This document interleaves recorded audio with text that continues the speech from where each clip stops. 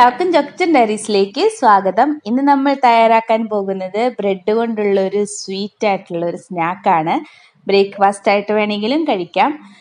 അപ്പോൾ എല്ലാവർക്കും വീഡിയോ ഇഷ്ടമാണെന്ന് വിചാരിക്കുന്നു. നിങ്ങൾ ആദ്യമായിട്ടാണ് ഈ ചാനൽ കാണുന്നതെങ്കിൽ ഒന്ന് സബ്സ്ക്രൈബ് ചെയ്തേക്കണേ. കൂട്ടത്തിലുള്ള ബെല്ലൈക്കൺ കൂടെ അമർത്തിയാൽ ഞാൻ വീഡിയോ ഇടുമ്പോൾ നോട്ടിഫിക്കേഷൻ ലഭിക്കും. അപ്പോൾ നമുക്കിത് എങ്ങനെ തയ്യാറാക്കുന്നതെന്ന് നോക്കാം. അതിനായിട്ട് ഞാനിവിടെ ഒരു ക്യാരറ്റാണ് എടുക്കുന്നത്. അതൊന്ന് നന്നായിട്ട് അരിഞ്ഞിട്ട് മിക്സിയിൽ ഇട്ടിട്ടൊന്ന് അടിച്ചിട്ട് വരാം.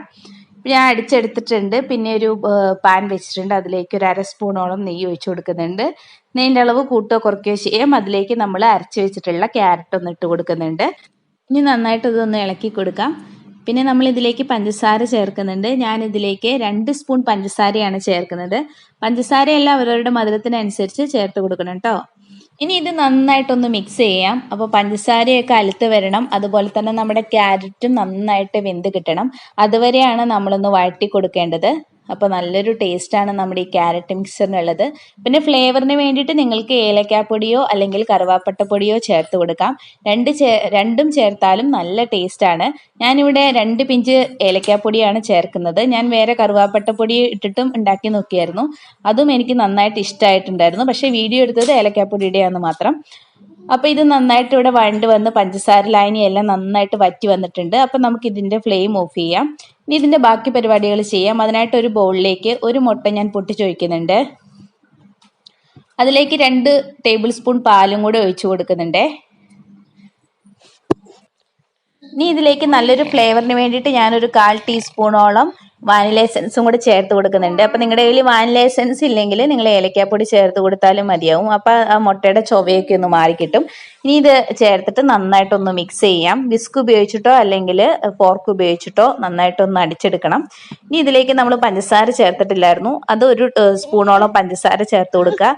പിന്നെ ഒരു പിഞ്ച് ഉപ്പും കൂടെ ചേർത്ത് കൊടുക്കുക. ഇനി നമുക്ക് നന്നായിട്ട് ഒന്നും കൂടി ഒന്ന് മിക്സ് ചെയ്തെടുക്കണം. പഞ്ചസാര എല്ലാം അവരവരുടെ മധുരത്തിനനുസരിച്ച് ചേർത്ത് കൊടുക്കണേ. അപ്പോൾ മുട്ട ഇവിടെ നന്നായിട്ട് അടിച്ചെടുത്തിട്ടുണ്ട്. അത് മാറ്റി വെക്കാം. ഇനി ഇതിലേക്ക് ആവശ്യമായിട്ടുള്ള ബ്രെഡ് ഞാൻ എടുക്കുകയാണ്. അതിൻ്റെ ബ്രെഡിൻ്റെ 4 സൈഡും കട്ട് ചെയ്ത് മാറ്റിയിട്ടുണ്ട്. പിന്നെ ഓരോന്നും ഇതുപോലെ എടുത്തിട്ട് നമ്മുടെ ചപ്പാത്തി റോളർ ഉപയോഗിച്ചിട്ട് നന്നായിട്ടൊന്ന് പരത്തിയെടുക്കണം. എന്നാലാണ് നമുക്ക് നന്നായിട്ടൊന്ന് റോൾ ചെയ്യാൻ പറ്റുള്ളൂ. അപ്പോൾ എല്ലാതും ഇതുപോലെ പരത്തിയെടുത്തതിന് ശേഷം നമ്മൾ ക്യാരറ്റിൻ്റെ ഫില്ലിങ് ഇങ്ങനെ വെച്ച് കൊടുത്തതിന് ശേഷം നമ്മളിതൊന്ന് റോൾ ചെയ്തെടുക്കുക. ഇനി സൈഡൊക്കെ ഒന്ന് ഒട്ടിച്ചു കൊടുക്കാൻ വേണ്ടിയിട്ട് നമ്മൾ വെള്ളം ഉപയോഗിച്ചിട്ടൊന്ന് ഒട്ടിച്ചു കൊടുക്കാം. അല്ലെങ്കിൽ ഈ മുട്ടയുടെ കൂട്ടടിച്ചില്ലേ, അത് വെച്ചിട്ട് വേണമെങ്കിലും ഒന്ന് ഒട്ടിച്ചു കൊടുക്കാവുന്നതാണ്. ഞാനിവിടെ വെള്ളം ഉപയോഗിച്ചിട്ടാണ് ഒന്ന് പ്രസ് ചെയ്തിട്ട് ഒന്ന് ആക്കുമ്പോഴത്തേനും അത് കറക്റ്റായിട്ട് അവിടെ ഒട്ടിയിരുന്നോളും. അപ്പോൾ നമുക്ക് ഇതുപോലെ തന്നെ ബാക്കി എല്ലാതും തയ്യാറാക്കിയെടുക്കാം. പിന്നെ നിങ്ങൾക്കിത് ക്യാരറ്റ് ഫില്ലിങ്ങിന് പകരമായിട്ട് നേന്ത്രപ്പഴം പുഴുങ്ങിയതോ അങ്ങനെ ഇഷ്ടമുള്ള എന്ത് വേണമെങ്കിലും ഫില്ലിംഗ് ആയിട്ട് വെച്ച് കൊടുക്കാവുന്നതാണ്. അപ്പോൾ ഞാനിവിടെ എല്ലാം റെഡിയാക്കി എടുത്തിട്ടുണ്ട്. പിന്നെ ഞാനൊരു പാനിലേക്ക് ഇപ്പോൾ 1 സ്പൂണോളം നെയ്യ് ഒഴിച്ചു കൊടുക്കുകയാണ്. അപ്പോൾ നെയ്യോ ബട്ടറോ എന്ത് വേണമെങ്കിലും നമുക്ക് ഒഴിച്ചു കൊടുക്കാം. ഇനി നമ്മുടെ നെയ്യ് എല്ലാ ഭാഗത്തും എത്തുന്ന രീതിയിൽ നന്നായിട്ടൊന്ന് സ്പ്രെഡ് ചെയ്ത് കൊടുക്കണം. അതിനുശേഷം നമ്മുടെ ഓരോ ബ്രെഡ് റോളും എടുത്തിട്ട് നമ്മുടെ മുട്ടക്കൂട്ടിലേക്ക് നന്നായിട്ടൊന്ന് മുക്കിയതിന് ശേഷം നമ്മളത് പാനിൽ വെച്ച് കൊടുക്കുക. അപ്പോൾ ഇതുപോലെ തന്നെ എല്ലാതും നമ്മൾ ഓരോന്നും മുക്കിയതിന് ശേഷം നമ്മൾ പാനിൽ വെച്ച് കൊടുക്കുക.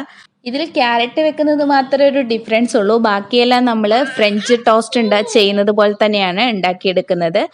അപ്പോൾ പക്ഷേ ടേസ്റ്റിൻ്റെ കാര്യത്തിൽ നല്ലൊരു ഡിഫറൻസ് തന്നെയാണ് ഇതിനുള്ളത്. കാരണം ക്യാരറ്റ് വെക്കുന്നതുകൊണ്ട് തന്നെ നല്ലൊരു ടേസ്റ്റാണ്. പോരാത്തതിന് നമ്മൾ ഏലക്കാപ്പൊടിയൊക്കെ ഇടുന്നത് കൊണ്ട് അതിന് നല്ലൊരു ഫ്ലേവറും കൂടെ കിട്ടുന്നുണ്ട്.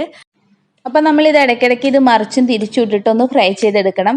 എപ്പോഴും ലോ ഫ്ലെയിമിലായിരിക്കണം, അല്ലെങ്കിൽ നമ്മുടെ ഇത് ബ്രെഡ് പെട്ടെന്ന് കരിഞ്ഞു പോകും. പിന്നെ അതുപോലെ തന്നെ ഇതിൻ്റെ സൈഡ് ഭാഗവും ഒന്ന് കുത്തി നിർത്തിയിട്ടൊന്ന് ഫ്രൈ ചെയ്തെടുക്കണം. ഇത് പെട്ടെന്ന് തയ്യാറാക്കാൻ പറ്റുന്ന ടേസ്റ്റി ആയിട്ടുള്ള ബ്രേക്ക്ഫാസ്റ്റ് റെസിപ്പി കൂടിയാണിത്. അപ്പോൾ എല്ലാ ഭാഗവും ഇവിടെ ഫ്രൈ ആയിട്ടുണ്ട്. നമുക്കിത് പാനിൽ നിന്നും എടുത്തു മാറ്റാം.